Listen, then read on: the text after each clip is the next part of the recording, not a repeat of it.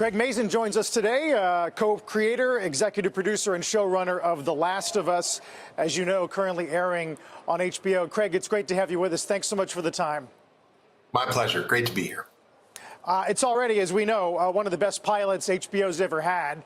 I guess I'm wondering how you're absorbing all of that and how much you sort of suspected this reaction would be in place, given sort of the built-in audience of that source material. Well, certainly the built-in audience for the source material was encouraging. I mean, everybody wants that sort of head start, but I think anybody that expects this level of success is a little off kilter. I mean, I'm not. I always brace for the worst. All I really want is for people to watch it and enjoy it, but the response from critics and from the audience has been overwhelming so far. It's just been great, and I honestly feel like we haven't even shown people the best of what we have yet.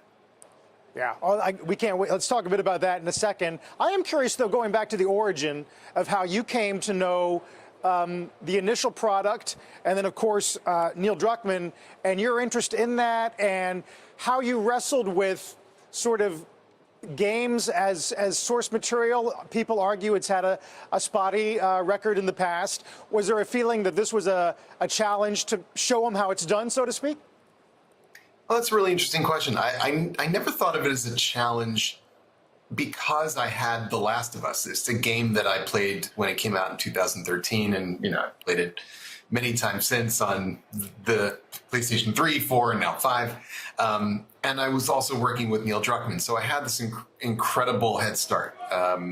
The fact that The Last of Us has such a strong narrative with such an incredible relationship at the heart of it made it very adaptable to me. So I don't think Neil or I set out to prove anybody wrong or right about how video games should be adapted. What we set out to do is adapt this story. And I knew in my TV bones that this was an incredibly adaptable story. Yeah. What about it specifically gave you that confidence? Well, a lot of video games really do center on gameplay, which makes sense. They are games. And 90% of the time you put in, and in some of these games you're talking about 50 to 200 hours of gameplay, is dedicated to gameplay. But The Last of Us concentrates largely on human relationships, and very specifically relationships between people who have no supernatural abilities. They are living in our world, and what they're grappling with are pretty complicated subjects. The theme of love, and both the dark and light sides of love, and what it can do to us, and how it can set us free, and how it can trap us and lead us to do terrible and wonderful things. That's pretty great dramatic stuff to work with. It is, and it's remarkable the way you were able to sort of absorb that, the power of that narrative from outside, match it with what Neil was already thinking from the inside, and then together try to pitch that to HBO. Just talk about how that all worked, as that those confluence, the confluence of factors. What did HBO say when you first came to them? Well, HBO is a pretty special place in a world where there are a lot of choices, a lot of streamers, and quite a few places that I think stress volume as opposed to quality. HBO is still a highly curated platform. And after Chernobyl, I came to them and I said, well, what do you guys want so I can think about what I ought to do next? And Casey Bloys, who runs HBO, said, I want you to do whatever makes you levitate. And about a month later, I heard that The Last of Us was perhaps in play. And I met with Neil, and we had this incredible conversation. And then I called Casey and said, okay, I'm levitating. Please buy me The Last of Us, please. And like a little kid. And it was the most expensive Christmas present anyone's ever gotten me. And we came and laid the whole story out for them, and we were off and running. It's remarkable. And then later, having met with Neil, didn't you send Bloys a note that said, I am currently levitating? So that came full circle. That came full circle. The levitation occurred, and they did support me. And they didn't just support me by saying, hey, look, because it's not like they're not gamers. They don't know. Casey never played The Last of Us. Franny Orsi, who runs drama at HBO, she never played The Last of Us. But they know a good story when they hear one. And they know a story that's HBO worthy when they hear one. And they supported us not only by making this all happen, but giving us a lot of resources to tell the story the way we wanted to. It's a big story to tell. It involves a lot of visual effects. It involves a big cast, a lot of physical builds, prosthetics. We shot for 200 days. So you can imagine, we needed a lot of support and they gave it to us. Yeah, it's remarkable. We talk a lot about HBO from a Wall Street perspective, and with the knowledge that they've been through a series of ownership changes. And I wonder how the creative community, I mean, you're a veteran. You go back to where Chernobyl was a big piece of what I guess is now being called one of the original team's success stories. And you've stayed with them. How does the culture stay constant when the corporate ownership changes over time? It's easy to get caught up in that stuff. And I suspect that if you are a Wall Street investor, or you're managing funds, or you're watching things from a corporate level, all of this stuff is, exciting, interesting, scary. For me, I'm an artist. My job is to make stuff. And the people that were there when I was making Chernobyl, most of them are still there. Casey was there and Franny was there. And, so it's for me, it's as simple as just keep making good things. And it's amazing how many people lose sight of this. If you make a good show, none of the rest of it really matters. It doesn't matter ultimately who's running the company, which corporation buys which other corporation. The one thing that they're all chasing, quality material that people watch. Right. So as a showrunner, executive producers are infamous for getting notes from the executives, right? Notes from the studio, notes from up above. With this project, you also, I would imagine, have to fold in some notes, quote unquote, from a fan base that is rabid about being loyal to the source material. Is it any different than a fan base that's loyal to a book? And how does that affect your creative decisions during writing and production? I think the fan base for video games tends to be more passionate than the fan base for books.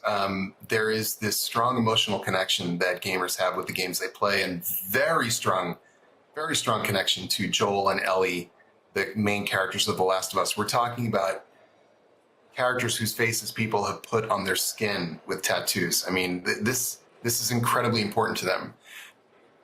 I don't think Neil or I thought for a moment that the best way to do this would be to just continually poll fans and see what they wanted. The best way for us to do this would be to follow the same creative instincts that led to The Last of Us existing in the first place, which is answering to ourselves and our instincts, or, in the case of the game, Neil, and in the case of the show, the two of us. As the creator of a game, as a fan of the game, which is my position, what do we want to see? How do we want to tell the story? And what do we think ultimately would make the best show? And then we just have to have faith that the people who love The Last of Us will see what we're doing, appreciate the decisions we made, and love it too. And so far, I have to say, I've been bowled over by the reception that the show's had among the fans in particular, but just as importantly, this entire new audience that never played The Last of Us and didn't know the story at all. Yeah, no, I mean, being able to please those two giant constituencies is amazing. I did see Bella Ramsey said in an interview that she was advised, it's not important that you play the game very much before or during shooting. Was there an attempt to create some white space between the creative staff and the product itself?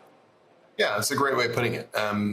I know that fans got a little nervous when they heard that, and what I wanted to say then, but sometimes it's better to just, stay quiet and let the show speak for itself, is that Neil and I know the game inside and out, every frame of it, as the man who made it, as a guy who played it obsessively. We know it. It's our job to pour all of that onto the page. And then we want our actors to be able to perform that following their own instincts. The worst possible thing we could have done is ask Pedro Pascal or Bella Ramsey to imitate Troy Baker and Ashley Johnson, who both played Joel and Ellie brilliantly in the game. We wanted them to be able to come at it on their own naturally. And lo and behold, what people see, I think, is there is a lot of similarity. No surprise. They are playing these parts. There are lots of parts that multiple actors have played, and you try and make sure that they're not getting into the trap of imitating each other, but rather coming at it fresh. Yeah, it's interesting. I tweeted an interview with HBO's marketing chief who talked about establishing trust with the game's fan base. And a friend of mine quoted it, and he said, with the Marvel DC hegemony looking a bit tired, maybe video game adaptations finally get the best and the brightest. I know it's not your job to weigh in on that, but I do wonder if you think maybe it's a fresh field in terms of what's ripe for IP. It is. I think that in the past, adaptations of video games have in certain areas struggled because the companies were approaching it a bit cynically. They didn't quite understand the passion that people had for video games. They themselves weren't connected to that material in an emotional way. So what they looked at was a balance sheet of sales and built an audience, and they made a calculated decision. The problem then is a lot of times you end up with an adaptation that isn't really doing anything for the people that love the material in the first place. It's not doing anything for people who didn't know about the material. So you end up somewhere in the soggy middle.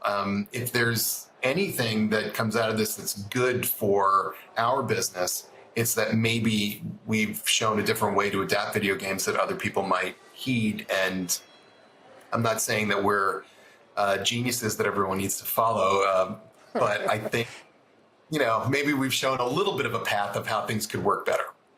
Yeah. A couple of questions about streaming in general these days. There's this real play on virality, right? Looking for things that are viral.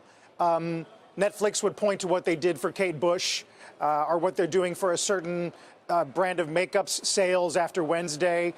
You're going to already move Depeche Mode after the pilot. Are showrunners thinking about that in the process? What about what we're doing right now is going to explode? I can't speak for other showrunners. I can only speak for myself, and the answer is no. The most important thing is to stay honest and true to whatever you're building. And if you do, what you find then is that people seize upon things and it becomes part of popular culture. I mean, I remember watching people making memes out of Chernobyl, and I was flabbergasted. I couldn't believe it, but at no point did I ever think, oh, I'm going to write this line. It's going to be a great meme. That is a path to disaster. So I would basically encourage any showrunner, if you want to use a song, a bit of pop culture, a product, to do it because it's right. And then, if the world reacts, fantastic. Yeah. Finally, and again, coming from sort of a corporate perspective, everyone is talking about the business media in general, trying to right-size costs, right? Go for profitability over growth.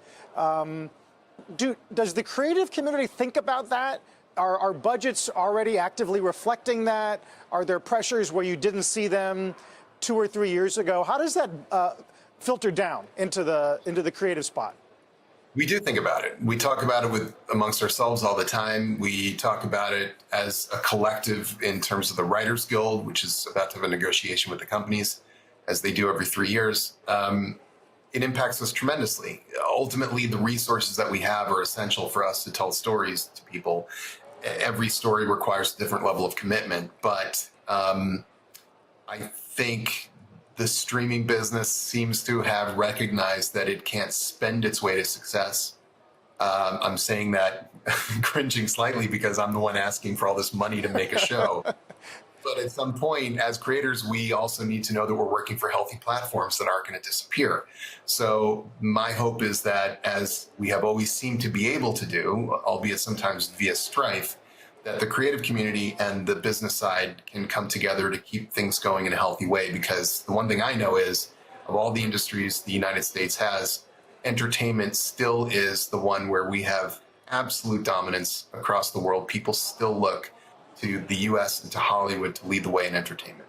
That's a great point. And actually, it brings me to couple of last questions. One is that one emerging model, clearly Netflix is the tip of the spear here, is you find content anywhere in the world and amortize it across the globe, lower your production cost. Is that, I guess, how does the showrunner's view of your addressable market, the number of people who might watch one of Craig's programs, is it more global now? I assume it has to be more global now than it's ever been in your career. Yeah.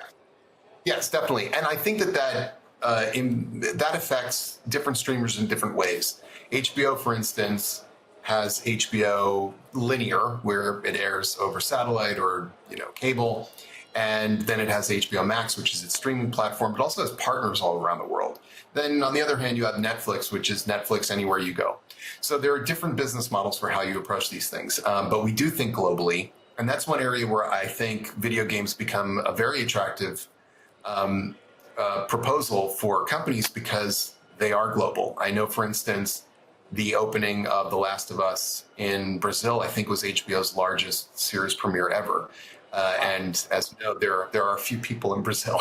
So Yes. when you can reach these populous countries like this, it makes a huge difference. Yeah. You have said that you and Neil believe that stories have endings, but have you thought about how many seasons this might go? We have. I won't break any news with you today, but I will say that the story that remains in the source material is quite a lot. It's more than would fit into a single season. We were able to fit the story of the first game into a single season, and we're really proud of that. But mostly because I like to keep every episode exciting. I hate filler.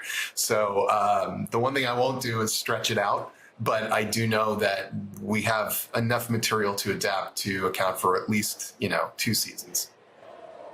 Well, audiences, thank you and Neil, Craig, for bringing such exciting content. I got to say, just personally, the first 40 minutes of the pilot has got to be some of the best TV we've seen in a very long time. Thanks for the chat. It's great to see you. Thank you. Likewise. Thank you so much. Craig Mazin is the co-creator, EP, and showrunner of The Last of Us.